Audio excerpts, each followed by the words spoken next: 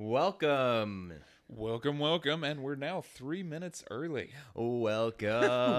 Welcome. Well, I'm glad that you pointed out that we were 3 minutes early because as we talked about yesterday, time is all about perspective. Right, and we did say 7:37 yesterday, didn't we? We did. So I think we're ahead of that. So I like that. So here we are today. It is Friday, October the 8th. Yes. Oh, man. I don't know if that's meaningful, but it sounds nice that we're moving into fall. Weather's getting a little bit cooler. Allergies are really flaring up. Oh, yeah? Yeah. I am fortunate to not have to deal with that. Oh, yes. Yes, you are. Yes, I'm very fortunate. Genetic freak. I've had enough people in my life that have struggled with that I'm like, yes, no thanks. No, I check do that not one want off. these. I had a trip out to Germany. Sorry to immediately launch into a story, but Please. my wife and I went out to Germany back in like 2009 or something for this art residency, and whatever they had was just really kicking into my allergies, and it's horrible. And this old German man was like, "Allergies don't exist. The Native Americans, they did not have allergies." And he just went on, and I was like, and meanwhile, like there's snot coming out of my nose and everything else, and I was like, "Yeah, you can tell me they don't exist." He was like, "It's psychological. You just take some water, you snort it up your nose, it gets rid of them." And I was like, German water must be amazing. Yeah, it's like maybe it had something to do with the Native Americans, being from there and being exposed to all of that stuff that they just happen to not. But Yeah. Well, I don't know. Have we ever actually gone back and asked any Native Americans? I'm not Like, sure. I mean, there might have been like, Sir Runny Nose or something. Very some true. guy that Yeah. just always had problems. He who cannot breathe. Yeah, that's right. Yes, and we'll have to forgive the slight cultural appropriation there. Sorry, What a way to total- start off the Wow. Friday. It's Friday, right? Yeah, it's a Friday. It's about Cultural feeling loose, feeling appropriation fine, Friday. all those Yeah. kind of things, right? And what better way to start off your Friday than a temporary close-up of Ryder? Here I am. Hi, me. Hi, me. I can actually find the camera. Yes, I'm Reed Garcia, the founder of Help for Life. This is Ryder Richards, rando dude sitting on the couch. Rando dude sitting on the couch. I've actually seen his LinkedIn. It actually says that. Yeah, on there. what are you good at? Yeah, exactly. So for today, first we wanted to talk a little bit about yesterday. And yesterday we talked, the theme of the show, which was the first time we've kind of had an actual theme for the entire show, was stories. And yeah, what did we talk about with stories yesterday, Ryder? Oh, one of the big takeaways was, of course, stories that we tell ourselves about ourselves, right? And stories we tell ourselves about others. Yes, that is true. And we, per usual, Ryder threw out about 57 references. So those aren't in the show notes yet, but they will be. The old filing cabinet. Of The brain old here. filing cabinet. Yeah. Sometimes I think he surprises himself, like the amount of things that he can think of. Oh, I actually held back yesterday. Hey, there that's impressive. There was a concept called naked streets I wanted to talk about, and I was like, that's just too good of a topic. We're gonna have to hold back. I like it. I look forward to it. I'll see what that one leads to. Yeah. But one of the books that we talked about a little bit was Crucial Conversations. So yeah, check that show out and check that book out if you want to learn a little bit more. But what was our challenge yesterday? Oh, the challenge was to find some sort of story that you tell yourself or that you tell yourself about others and really analyze whether or not it was correct. Yeah, well, I'll be frank. I actually forgot about my challenge, and I forgot what it was. And I actually found myself last night doing it without realizing it. And yes, which brings us to the topic for today: pouting, procrastination, productivity, penises, and maybe another P word that I don't want to say. Right. Yeah, anytime anyone says penis, it's instant laugh out of me. I'm still 12 years old. And we might want to talk a little bit about that, the immaturity and the need to grow up and things like that. Yeah. So we should table that one for later today, maybe. But yes, so the reason that this is the topic for today, the penis honestly was thrown in because it was another P word, and who doesn't like alliteration? And it does make some people laugh, make some people uncomfortable. I'm still chuckling. Yeah, exactly. And but yeah, I found myself pouting yesterday. Have you ever found yourself pouting? Oh, yeah, yeah, I actually do. I had a little pout session yesterday. I got an email from somebody, and I went on a little self pity party for about 10 minutes. Yeah. Well, it kind of mine went a little longer than 10 minutes, and it kind of really amplified one of the things that we talked about. If not yesterday, maybe it was Wednesday. Mm. You know how I talked about for me with self awareness. You know, when I took that emotional fitness class, I found out there's two parts, at least according to them, for the self awareness. One is realizing where you're feeling weird or something's off or what have you, and then the other is doing something about it or being Oh, okay with it, right? right. Yeah, and I was saying how I'm really good at that first part and not so good at that second part. Yeah, so okay, when this kind of happens to you, is it an overall feeling? Does somebody point it out to you? How do you realize it? Yeah, well, so yesterday it was, I was sitting around and I was like, man, I've said that I want to do this 100 person push, and Mm, it's like, but I didn't get around to putting something out into the world. The marketing side of things, which right. fortunately I hired an expert marketer who loves doing nothing else but that. uh, Sarcasm there, yeah, yeah. slightly. So, in case y'all don't know, then my day job right now is I am a creative director who does a lot of marketing, except for I don't find it to be overly fun or inspiring sometimes. Sometimes indeed. And that's the trouble with being a creator, right? Which is a kind of an interesting term that's Hmm. been redefined probably within the last 5-10 years to mean largely internet creator. I would say, at least that's one of the lenses that I view it through. But really, anytime you're creating something, whether it be art, music, food, whatever, something that you're going to sell, even if it's something that's not viewed as art, right? Like software or some sort of Hmm. product or whatever. There's two things you got to do. You got to create, and then you got to market. Oh, yeah, and most of us like getting stuck in the creation phase. Like, I would just love to create all day and not market at all, right? Because that's exciting for me, and I think it is for most people. It's getting to sort of see your vision of the world fulfilled. Oh, that's fantastic. That's a fantastic drug right there. Yeah, I'm you ain't lying. that's why I've probably got a master's degree in art because I think I'm just addicted to that creative phase. I just really love it. Well, that's good, and that's one of the reasons why I enjoy spending time with you because of that, right? And all the experience that you have and things that you bring to the table along those lines. Despite your title just being some dude on a couch, Rando dude. rando dude on the couch. I wish my name was Rando. That would be really fun. Yeah, nice. Well, hey, actually, I just thought of another P word, so we'll throw it in there too, which is pride. Oh. And this is now our second full week of going live for an hour every morning. With Hmm. the exception of episode 0, the first day, we didn't get the full hour; we just got a half hour. But that was our first day, so we were cool with that. And this ties in a lot with what I've been doing with Helpful for Life and for the show. And I found myself pouting because, we've been creating this thing and we think that it's something good and we think that it can help people and we think that Hmm. it's useful, right? And it's the tough gap between having that thing that's created and then having that thing that is actually consumed and responded to and engaged with.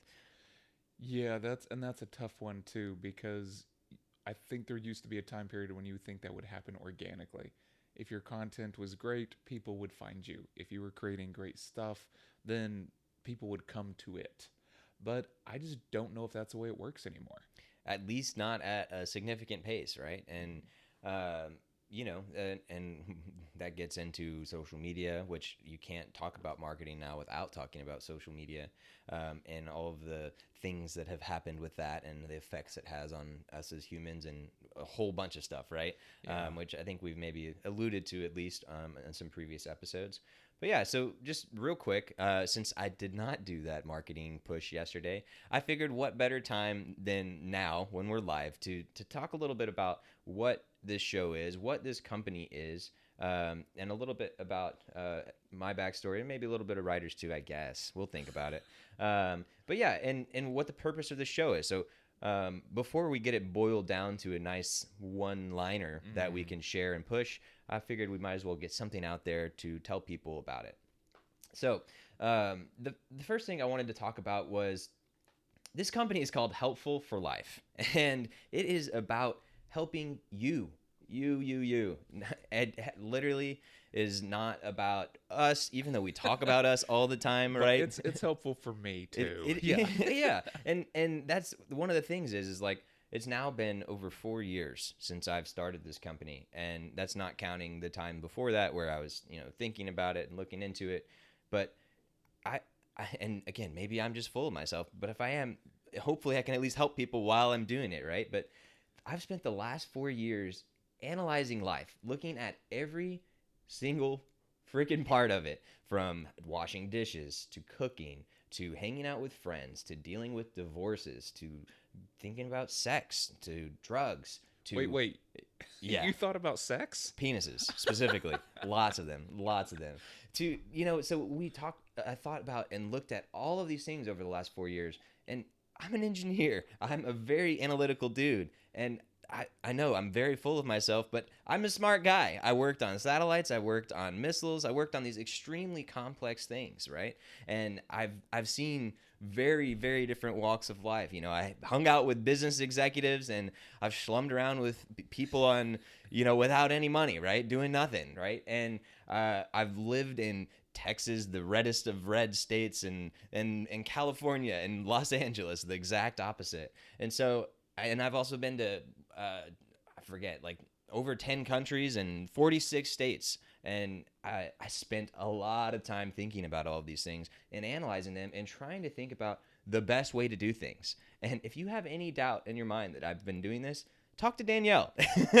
She gets to hear every day about those little things, right? And my goal now is the friction that I was feeling was from thinking all these things, coming up with all these ideas, and getting it out into the world.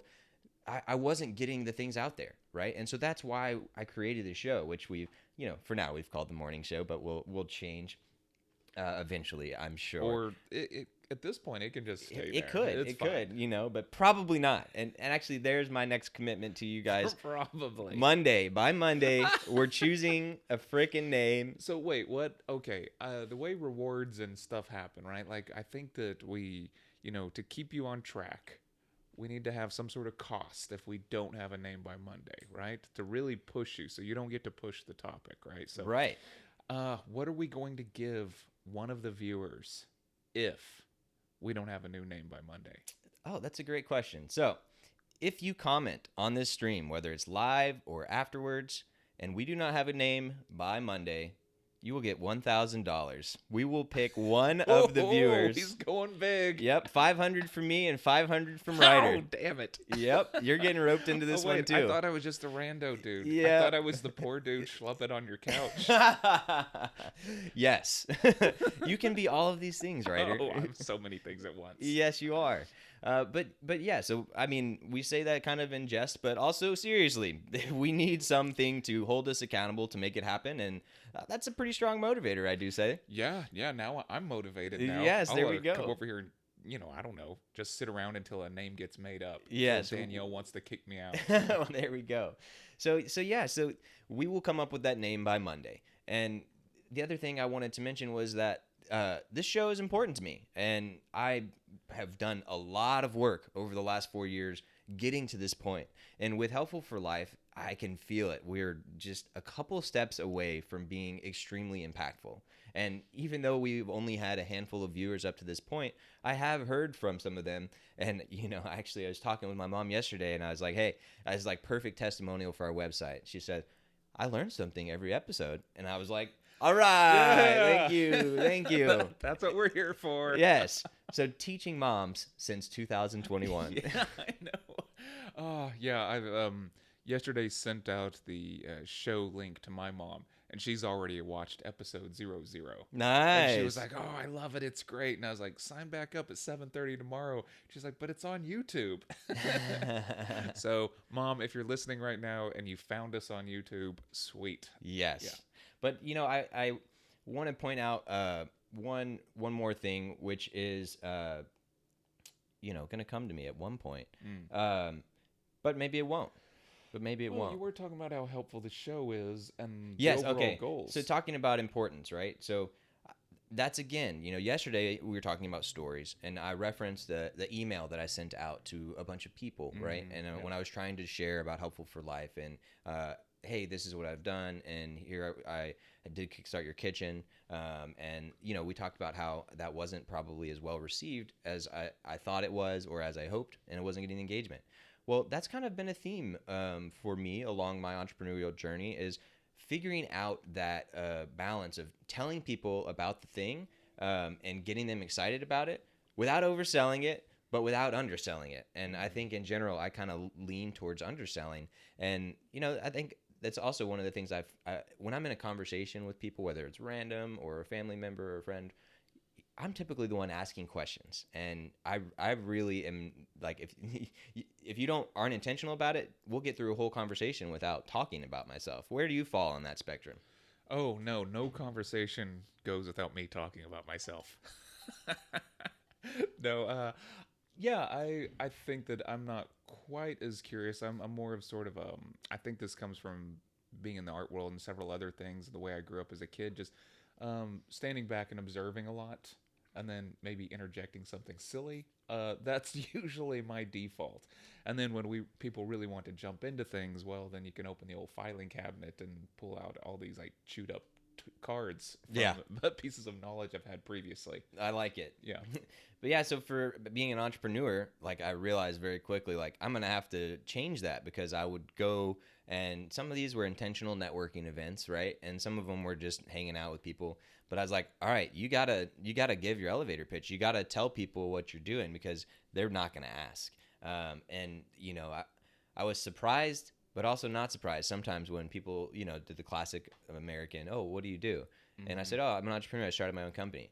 I was surprised the percentage of times that nobody asked anymore. And I was like, because I obviously am an extremely curious guy. I'm like, how do you not at least want to know, like, the next step, like what it is? Yeah, yeah. There definitely has been a shift, and one of the books I'm reading right now, called "The World Beyond Your Head," talks about the attention economy again, and how individuals actually feel put upon if they have to give their attention to somebody else. Ah, Right? So we have shifted into a world that is so individualistic, so over indexed into the subjectivity, that people are no longer curious because their time is their own, and it's to be used watching YouTube or listening to podcasts. It's not to be used engaging with actual people, because that requires a different level of attentiveness, which we have grown unaccustomed to. So when you're talking about your emotional boot camp kind of thing, your classes there, we've kind of atrophied that muscle on purpose. yeah, and I think that's only been amplified by this whole work from home notion. If I had $1 every time I heard someone say, like, I don't ever want to go back to the office again, I would not need to complain about people not watching our stream. We'd have all the money in the world. Yes. But yeah, and my maybe I'm a little biased as an extrovert, but also as a dude who's been studying life for 4 years, like, no, you guys need to get to the office for all of these reasons that you may not realize or understand. And one of that is human connection and interacting with another adult. Oh, yeah, I don't know. Adults are overrated. Yeah, that's very true. That's very true. But yeah, so there I was yesterday. I found myself pouting, right? And I was like, man, the couple of times I've told people about the show, like, no one's really seemed excited or interested, or some people are like, oh, I guess I'll watch if I happen to be awake, and things like that. And, I found myself, like, kind of, I don't know, hurt or whatever, or sad or feeling bad for myself. Yeah. Yeah. This is, we have joked on the show a little bit about this, but us being basically two white guys sharing our opinions on the internet. Yeah, exactly. And Why so aren't people interested? why doesn't anyone want to listen to us? I don't know. What, you mean there's just an ocean of white dudes talking on the internet I because we know. all think we're special? What's wrong with us? Yeah, I know. What's right with us is actually a better question. I don't know if anything is at this point. But I mean that's part of it, is we just got to sort of absorb that, take that in, and pay attention to it. If we really are adding something valuable and helping people out, I'm hoping, like, I still have this crazy antiquated belief that our podcast, our show, will rise forward because we have the right intentions and we're doing the right work. And that is, jokingly said, what is right about us. That's largely what I wanted to point out. Like, This is literally for you guys. And guess what? The smaller we are, the better it is for you right now, because you could literally write in with any of your life problems right now, and we will help you solve them. And if we cannot solve them, we will at least point to a solid solid point to where that could be, right? Yeah. Yeah, and if we don't know something, we will do the research and have a whole episode on it. I think that's something else that we're always looking for, new things to talk about and new subjects to study. So yeah, send us a note, let us know, and then we'll go down the rabbit hole for you. And yes, I do want to point out that we do have a couple of people in the chat already. Kaylina says, she'd like for us to reach our goals, but she also would like that $1,000. Yes. So, and then we also have Kenny in there as well, who is like, just in case. So, hopefully we don't end up donating that $1,000. Sorry, Kaylina. But yes, Monday we will have that name for you guys. And also, we're going to have a little bit more of a better story to talk about why this podcast is important and why you guys should want to share it and want to listen to it, because what is right about us is we are doing it for the right reasons. We recognize our biases. We have dealt with our own issues. We've dealt with other people's issues. And, I feel like this is one of those things in the interview. It's like, well, what's your biggest fault? Because we care too much. I know. I'm actually just a bit of a perfectionist. Yeah. Yeah, which so far y'all know is not true. Yes. But you know what? I think that's been enough of us waxing poetic about ourselves. So we are going to switch over. We're going to procrastinate, talking about procrastination for a little bit, because we're going to make some homemade whipped cream. Ooh, yes, which is very good. I timed this just right to where my coffee's getting a little low. I could use a little bit of a top off. So I'm going to go get the camera set up in there. Ryder, why don't you start us off by telling us what you think about whatever you're thinking about right now? Oh, no. Okay, this is a freestyle. Huh? Yeah. Oh, Let's see. let's see. Yeah. Let's see where this know goes. What I'm thinking about? I'm thinking about coffee right now, because I really, really like coffee.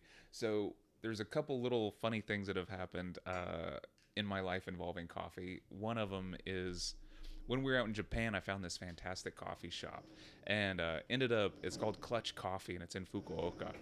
And ended up getting bumper stickers from the guy and putting them on my truck when I got back home to Texas. And it says "Coffee and Destroy," and so it's pretty great. It's kind of a punk coffee shop in Japan, and so have ended up developing a bit of a relationship with this guy through Instagram, which is kind of fun.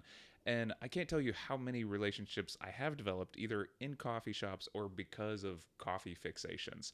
And so last time I was in Chattanooga, Tennessee, there's a place there called Wthiw. It's basically like love spelled backwards, but they have what is called a Finicesca coffee that is just fabulous, but it's like $25 per bag. So if you ever want to make friends, get a super expensive coffee and then make it really well and blow everyone's minds. And instant friendship. It's kind of a nice thing to do. I could probably keep going about coffee, but about the coffee. Let us move into the kitchen, and we will go from there. Get up and walk in there. I actually have to move. Oh, old man body.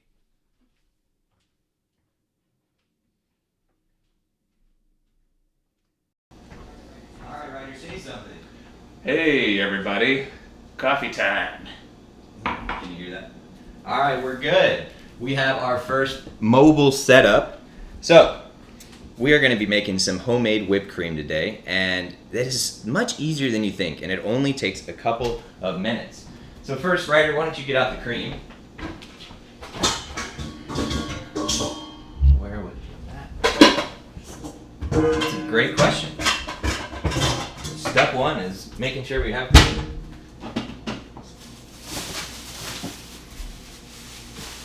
Maybe we don't. The only show where they make cream. There it is. Oh, well. And that's how you get prepared in advance. So, which brings up an important topic in cooking, which we teach about in Kickstart Your Kitchen. Something called mise en place. It's a French word, and it means everything in its place. And basically, the whole point is you get all the things that you need out and ready to go before you need to make them. So we are now getting our mise en place ready. Mise en place. You speak French at all, Ryder? No, I don't. Oui, Jacques Cousteau. So what you need is a big bowl, and when in doubt, use a bigger bowl than you would think, because as you're whipping, it will maybe get a little messy. And then you need a whisk and some whipping cream, some sugar, and some vanilla extract. So Reed, I've never had whipped cream in my coffee. Why would I do this? Why would you do this? Because it's simple, but yet it's very delicious. And you would be surprised how much it makes it feel French? fancier, too. Oh. It makes it feel fancier and Fancier and French as well. are the same thing. Fancier and French are the same thing. And then one other thing that I'm getting out here is some nutmeg, some whole nutmeg, because we will grate this on top to make it look even that much more fancier. So all you do, Danny, if you'll hold the camera up here for me, look down on here, what you'll do is you will just pour in enough cream. I like to do enough to coat the bottom, and this is probably enough for 2 to 4 servings. And then it's pretty straightforward. You take the whisk and you whisk. Now what you're doing here is you're incorporating air into the cream, and so you'll see it starts to bubble and foam, and you're just going to keep doing that until it gets to the consistency you like. And I like to do 2 little techniques. One is just kind of moving your hand back and forth like this, and another one is just going around in circles like crazy. And you can even hold it like this type of grip or this grip, and a lot of that is just whatever makes you comfortable, and whatever, you know, if you get tired you can switch it around, or you can tag in, you know, your useless couch buddy. But yeah, you'll whip, and it probably takes anywhere from 30 seconds to a minute and a half. And of course, if you have an automatic electric mixer, you can use that too.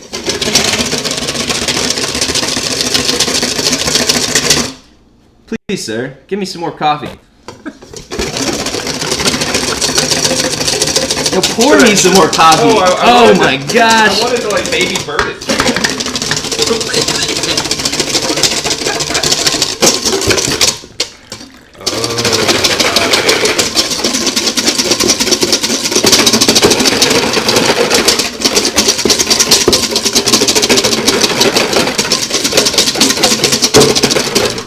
So you can see it's a little bit thicker now as it starts to move a little slower. That's a little bit less than where I like to have it. And this is the part where I add in the sugar. And so this is definitely up to personal preference, but I just like to do about 2 to 4 teaspoons. And one thing to keep in mind is that I drink my coffee black, so this is the only sweetness that I have in the entire thing. Another thing is, don't do other things while you're counting, because it's hard to count while you're talking or doing other things, and I've messed that up very many times, but I think that was 4. And then we get some high quality imitation vanilla. You know, you can obviously use real vanilla extract, but if you're cheap like your boy here, sometimes you just got to do this. And for this, I use about 2 teaspoons, and it's just kind of however you want it to taste. But the way I look at it is, it should essentially taste like ice cream mix. So you can even mix it up and taste it if you want, and you can always add more. So you can see I've now added it to the bowl, and then I'll just continue to whip.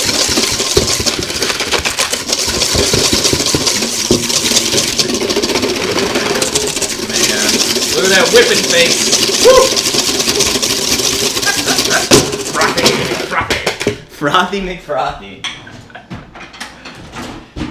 And then I also like to get a soft spatula like this, so you don't lose any of the goodness on the sides. So then you just take that and you kind of scrape it all to one side. And you can see that's thickened up pretty nicely. Nice and creamy. That's a social media post right there. Yes, I can see the memes already. The memes. So then you take your coffee You put it down right here, and then you just take a nice little ladle full of cream and you put it right on top. Now it just kind of depends on, it's not a ladle full, it's a spatula full. It kind of depends on, how much you like it or how much cream you want, but just a dollop will do ya. And then you grab that microplane that you forgot to clean so you don't get cheese in your coffee. And for those of you who are not familiar with this, this is a microplane, which is basically like a grater, like a cheese grater, but the holes are really, really small. And so they're really good for things like this, which is grating nutmeg. They're also really good for grating things like ginger and Parmesan cheese, things like that. It gets a really fine grate going for you. And, some people think they're okay. I think they're great. Thank you. I'm here till Thursday.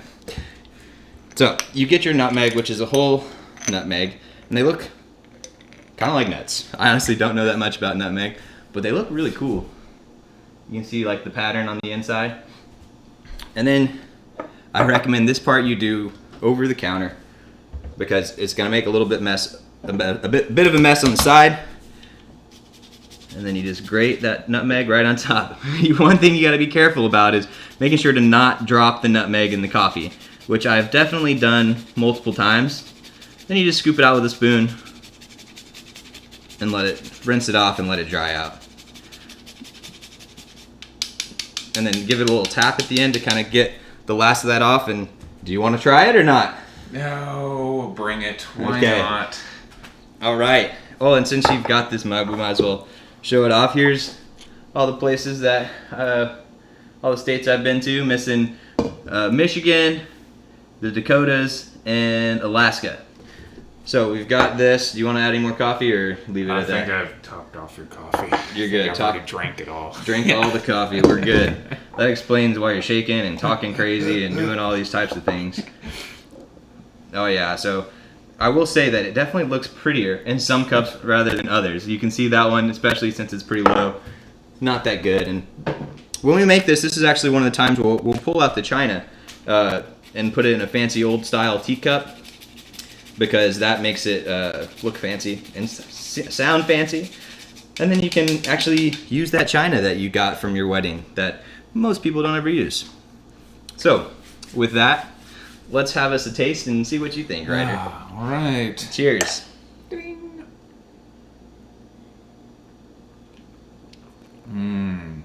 Sweetie. Nutmeggy. Not your thing, huh? I kind of like the toxicity of coffees, like just being kind of hard and acidy. Yeah. Yeah, I don't know. This is good. It's just I'm not accustomed to it. Yeah. I'm not really a frappe lappuccino. A lappuccino. I love those lappuccinos. They're like Al Pacino, but a llama mixed together. Nice. I like it. Well, you go ahead and hop in there, and then we'll transfer to you in a second. But I wanted to say there's one other thing that I like to do, which is a vanilla sweet cream. And we'll show that on a future show. But the point is the reason I started doing this was when I realized that creamer is vegetable oil, and I was like, okay, those things taste good, but using something like this, which is real cream, which you buy this for a couple dollars, likewise with the other things, and they last a long time. And so just using a couple of fresh ingredients to create something like this, make that coffee the next level, feel a little bit more like the coffee shop, but you're at home. That's why I did this. So let's move on back to the couch, and let's talk about procrastination. That's not that. Let's do this. Boom. Don't forget your coffee.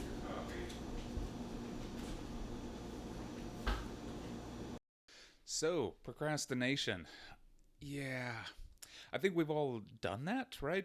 I know I do on occasion. The fascinating thing that Reed has talked about is what he calls productive procrastination, where you're just productive in another area, so you still feel like you're producing. It's just not maybe aligned with your goals or your best incentives, your best interest, or something like that. So that's one of the topics we should probably hammer on today is if you know that a certain thing is looming, say you have a paper, a deadline on something that you have to turn in, and yet you find yourself repeatedly cleaning your shower, maybe that's not how you should best be spending your productive time. Yes, and I actually alluded to that with productive procrastination. For me, cleaning is definitely one of those things that I know when the apartment's looking really spiffy, I'm avoiding something. That's a shame because everyone likes having a nice looking apartment. But yeah, this is, I think, just part of some sort of human behavior. It's almost like we sabotage ourselves. There definitely is a tendency to do that. And I'm kind of curious about it, right? Like, if you know that if you just take these three steps, the rest of your life will be a little bit easier, or you will earn back your weekend if you just did 1 hour of studying every night, so you don't have to cram for the test on Sunday, then why do we not do that? Yeah, that is a great question, and we'll get to that in 1 second. But since we came back to the computer, I want to Yeah. acknowledge some of the lovely chat that's been Oh going on. no. Right. So yes, we have Libby MVP from yesterday for the chat. She is saying, "What about giving $1,000 for a name suggestion winner?" Her SIL sister-in-law says R&R life lessons. Ooh, Ooh, rest and I like it. I relaxation. like it. That's a good. Is it railroad? Uh, I don't know. What else could it be? Then, oh, Kaylina is admitting to. She was the one who said, "If I'm awake." Well, don't worry, Kaylina. You're not the only one who said that. There were many people who said that, and so yes. All right, and then Kaylina said that when she made her whipped cream by hand one time, it wasn't great for her, so she used an electric mixer, which was very smart. Oh. And she says, "I'll speak French for you," and I don't know what she's implying with that. Wait, we could get a little class on the show? Yeah, Some fanciness. But yes, so that is. Oh, and she mentioned that you can also use cinnamon. Oh, If you take okay. a cinnamon stick and you grate on, I've done that as well. And then that is last a pro tip is a stovetop espresso mixer. They're cheap and they're good for homemade espresso, which would go great with a whipped cream. Having that stronger coffee Yeah. to counteract some of that sweetness, and you could even have a small serving with just like a little spoon on top. That's another good one. And Olivia, of course, is correcting that it is read and writer, which I think we would have figured out Oh, eventually. yeah. I was joking around. I'm Weird, sorry. weird joking, but glad. Thank you for that. Yeah. J'ai parlé français. Let's try that again. J'ai Oh. parlé français. Tu la savais? We'll pretend. Sorry, that's ma'am. correct. I only speak English. Yeah, I only speak the Monolingual. English and the Spanglish. But back to the procrastination, right? Mm-hmm. So you're talking about a little bit about self sabotage. Well, one of the things that I wanted to reference today, there was this I think it was a TED talk, but maybe it was something else. But it's something on the procrastination monkey. Have you heard about this before? Oh, I don't think so. Is this like a monkey on your back kind of thing? In some ways it is, but I will drop a link in the chat. So for those of you who would like to have that for later, but it is a TED talk, and the guy uses an analogy of having a procrastination monkey, and it's like, oh, excuse me, as you're going out throughout your day and you think you need to do that task, well, this procrastination monkey comes along and he's steering the ship, and all of a sudden he goes. And I just, to reference our stories that we were talking about yesterday, he does a great job of using a story and giving some symbolism and naming the things and giving them an identity, which Right. helps us wrap our heads around it, helps us relate to it, and helps us understand it. And so I thought it was a really good video, and it kind of helped me be like, oh yeah, that is kind of what it's like. And I think he gives a little bit of techniques of how to minimize the effects of the procrastination monkey. I mean, and this comes back to that realization part you were talking about, right? So there is a realization. You see the monkey grabbing the wheel and turning the car or whatever to head off in a different direction to veer over the edge of a cliff, perhaps. And then, is there something you do to actually take action to recorrect when you see yourself on that heading off course? Yeah, no, that's a great thing, which actually leads to my other P that we are going to bring up. Not penis, that's later. Prioritization. That was another one that I had thought of, and that is the hardest thing as an entrepreneur, and it's a continual battle. And I say an entrepreneur, but really I think it's something that's really hard for everyone in life. Yeah, It's just I was gonna amplified. say, yeah, when you're an entrepreneur, the stakes are just higher, I would assume, but maybe not. I don't know. As a teacher, I know that was a big issue for a lot of my students, right? So there's procrastination, priorities. They usually have 5 classes going at the same time. Which one are you going to focus on? Which course are you going to take? Which homework are you going to do? And that's, you would think that would be a great training ground for life, but mostly it just seems to freak people out.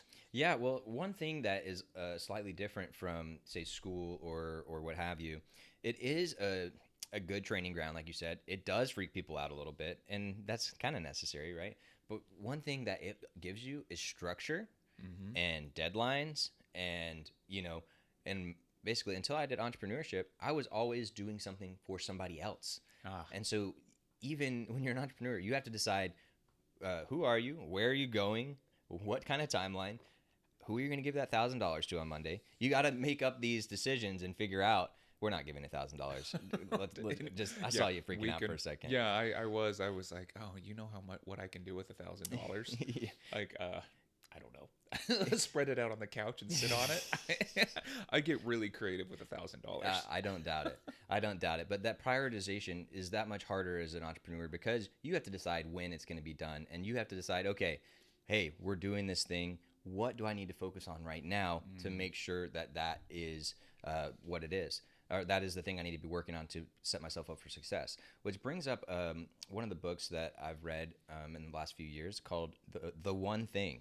Have we brought this up on the show yet? I don't think so. I don't think so. Okay, so those of you guys I'm interested though because it's like the one answer. yeah, it is. And real quick, I did want to highlight Danielle's comment because she corrected me. It's not the procrastination monkey; it's the instant gratification monkey, which makes a okay. little more sense. I mean, Yeah. and that's what leads to procrastination because you are getting that instant gratification. And the reason that cleaning is so common of a productive procrastination thing is because it's a task that you can see beginning to end. You see that improvement really well, really clearly, which is exact opposite of entrepreneurship. Like I said, I've done all of this work behind the scenes, and externally people are like, what the heck are you doing, dude? But it's like, you guys just don't know all the stuff that goes behind the scene. So that instant gratification monkey's a tough one.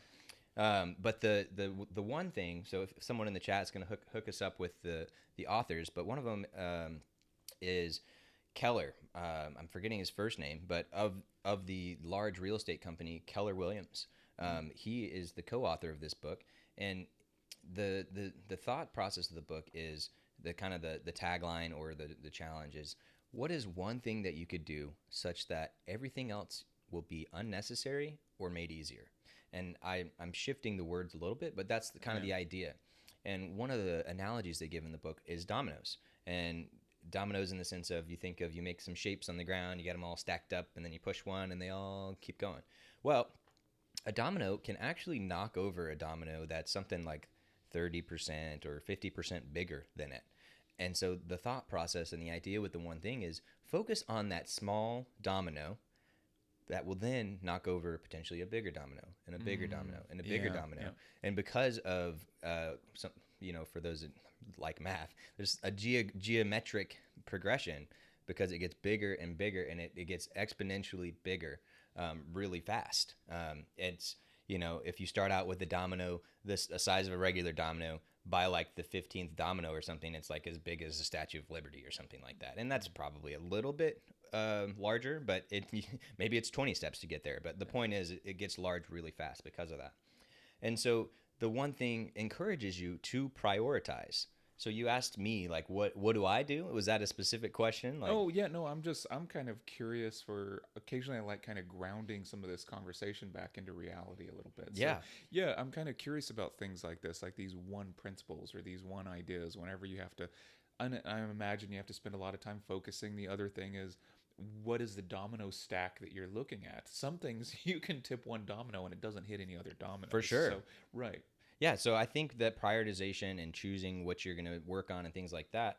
And oh, by the way, for those who've been listening over the last few weeks, we've also referenced the 1% rule, which is another thing about focusing on that small step every day versus worrying about the big thing. And so I would say one of the first big things for you to do is, big surprise here, stop, take a step back, and analyze the entire situation. And another phrase that I've kind of been honing on myself over the last few months especially is to not blink again. I guess my coffee's not fully working. No, Uh, no, yeah, suck down some of that sweetness, and yeah. Oh boy, sorry. Friday. It's Friday. Oh mm. yeah. Yes, that that that's that's what I needed. Which reminds me, laughter. Laughter is very important. Yeah. We were talking about pouting earlier, and I have found myself when I find myself feeling a little lower, whether it's for a day or a week or a month or whatever, I realize like, dude, get some more laughter in your life. Yeah, and a lot of that is hanging out with friends. At least for me, that's there is one form of laughter which is watching Netflix stand up.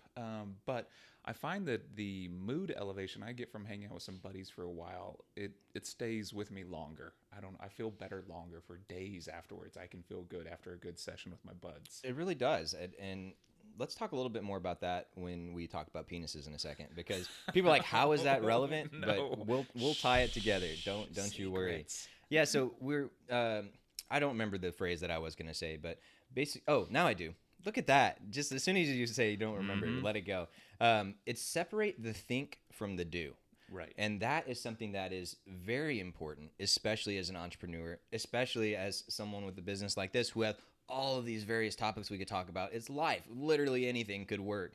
So having that separate time where you sit there and you look at all of the dominoes and you say, hey, here's where I want us to go.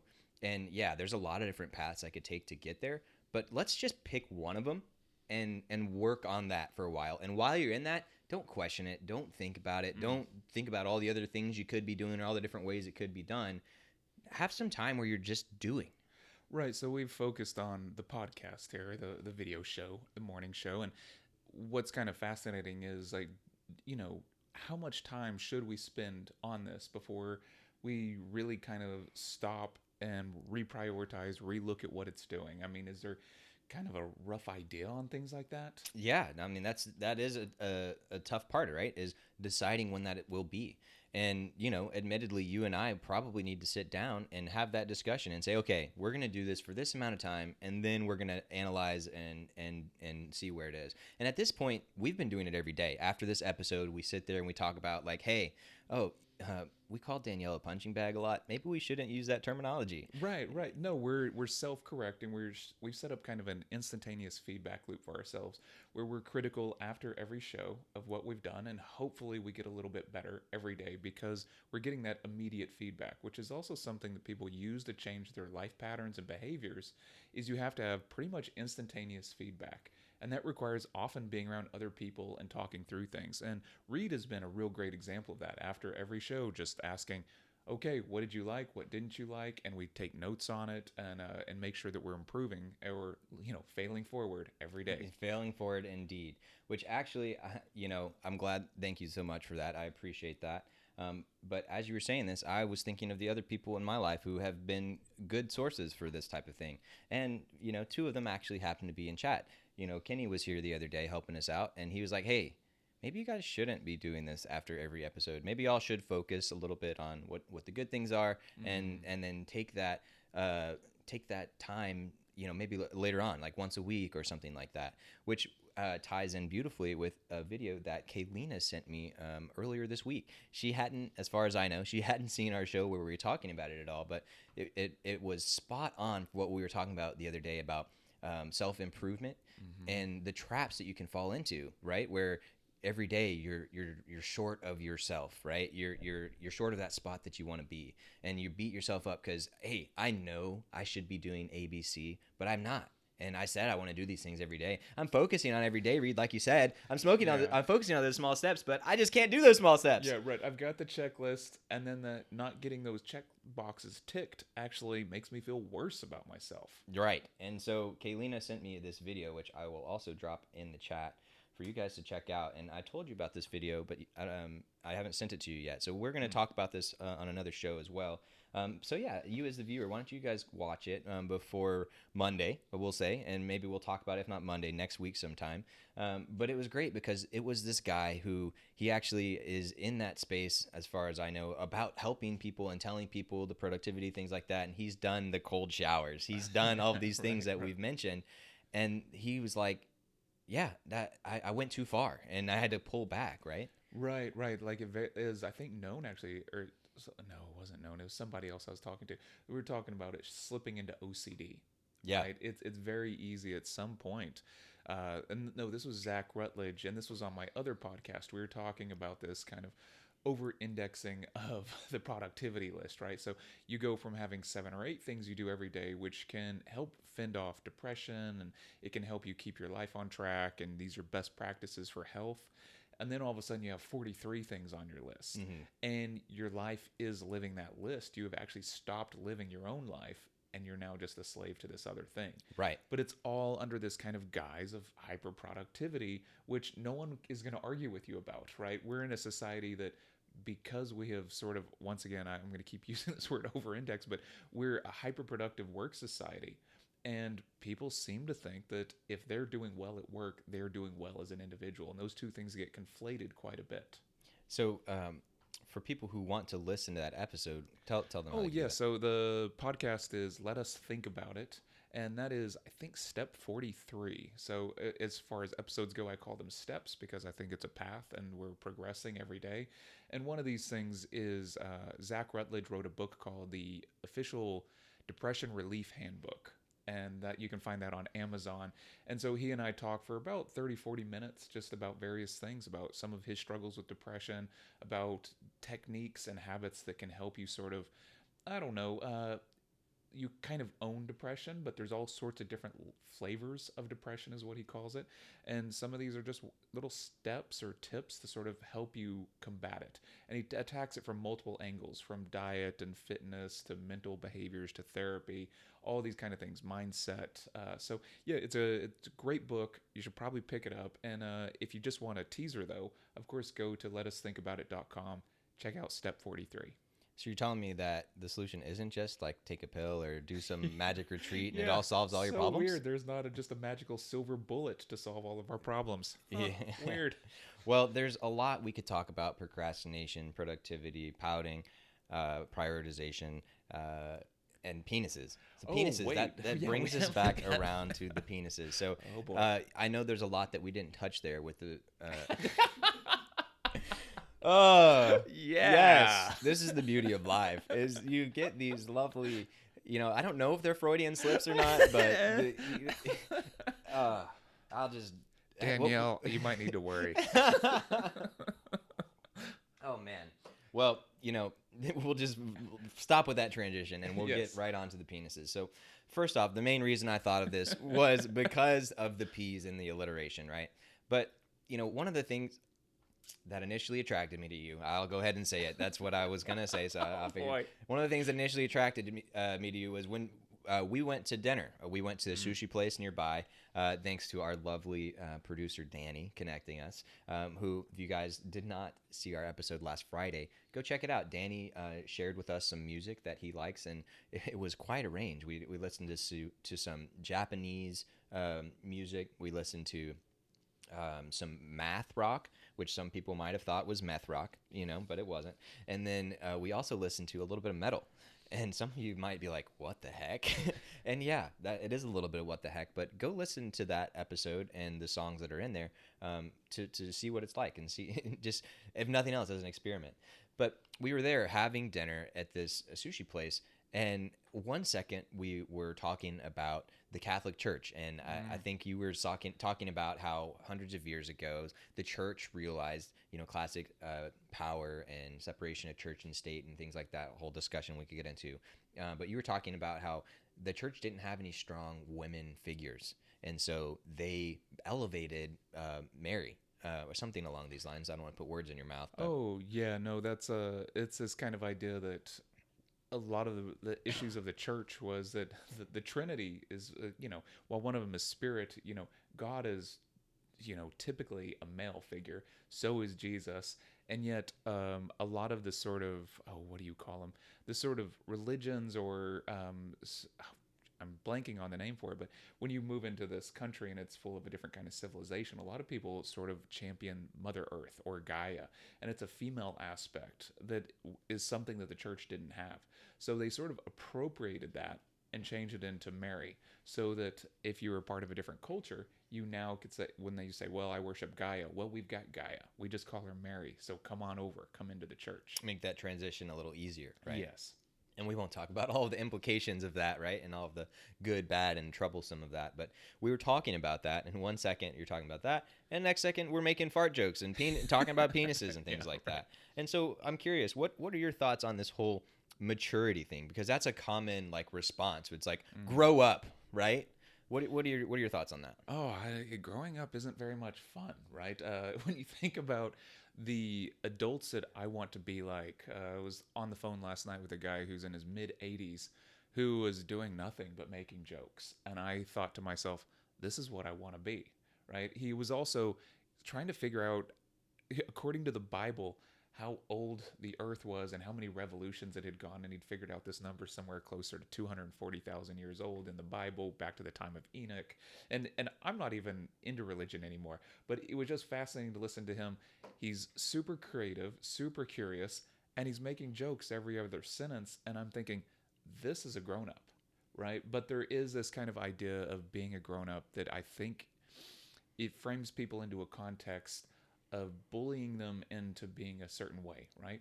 You get to automatically change people's behavior by bullying them. And I think this grown-up phrase is one way to do that. The other way to do it is to call people a child. And, you instantly put them into a certain camp and you tell them they're being immature and you sort of take authority over them. And I think this is a pretty cruel practice to play as a society. Yeah, and, another realization that I've had, especially over the last few months, is I actually want to be more like a child. And because the thing is, as we progress through life, we talked about on Wednesday with Known the analogy that we are as humans are like computers, and every time you're going through life and you're around different types of societies and communities, you're loading on different software, right? And you're creating these different lenses and restrictions of how you can act and what you can say and what's acceptable, what's normal. It's an interesting word, right? But as you grow up, you're getting more and more of that software. Or put another way, could be baggage, right? Yeah. And you're actually suppressing a lot of the things that make us innately human and things that are our strengths, if we allow them to be. We're actually putting those in cages, and those are things like emotions, like recognizing that you have emotions and feel them and doing something about them. That was as I've been paying more attention and learning more about mental health and emotions and things like that, I remember very distinctly, I went on a trip with some friends, and they had their kids. And it was great because they have 3 kids, and they hop in a travel trailer and they go all over the place. And by the way, the oldest kid is like 6. And so it's like, and 2 dogs. And it's like, wow, it's awesome. Like they're doing that, and they work a full-time job too. But anyways, we were on that trip, and watching the kids go through those, you can see their emotions are extremely visible, right? And some of them were like, oh, he's tired, or oh, he's hungry, which we also talked about, taking care of those core needs anytime that you feel something's off. But yeah, so it was cool to see, and then contrast with the average adult, and then knowing like, hey, that person right now, they're going through all of those things. I can see it, and if you are really paying attention in a room, you can sometimes notice when people are doing those types of things. And I can almost see inside their heads how they're thinking, but then they're not acting upon it, and they're just keeping all of that inside, right? And so that's just an example of why being more like a child, it could be more valuable.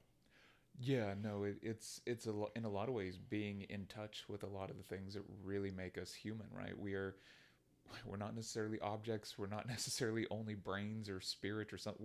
We're a combination of things, and keeping access to all of those things and being open about them might be very vital to being a good human. I know I am not there yet, right? And so these are all practices that I think about.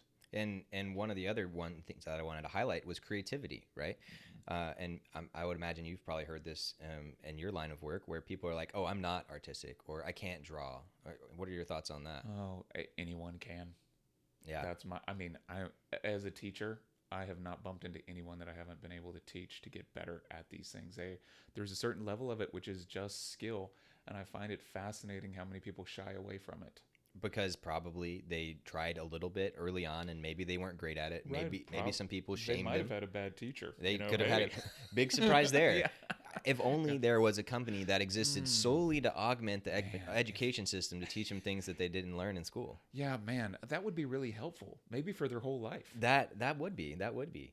And I think now that we've had such poignant discussions, I think it's worth us ending on saying the word penis as many times as possible, because I'm curious, as a listener, how uncomfortable are you when you hear this word penis? And the thing is, it's something we all got. Well, not all of us got, but it's something that roughly half of the people in the world have, and it's just an organ, just like anything else, like skin or your heart or whatnot. It just happens to have a little bit different use. And so that's one of the things we are trying to do on this show is to tackle those taboo topics and to discuss them, because guess what? In my mind, the more taboo a topic, the more it needs to be discussed because it's not being discussed elsewhere.